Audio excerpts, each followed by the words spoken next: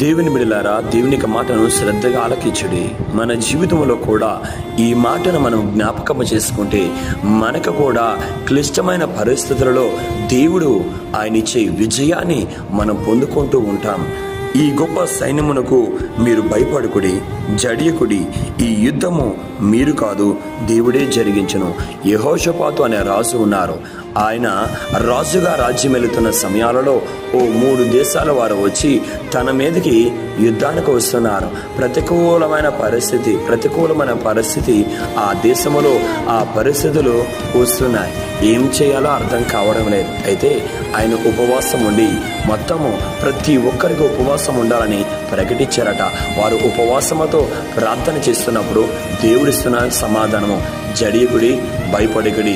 సహాయం ఇచ్చేవాడు ఆయన, విజయం ఇచ్చేవాడు ఆయన, యుద్ధం ఇచ్చేవాడు ఆయన.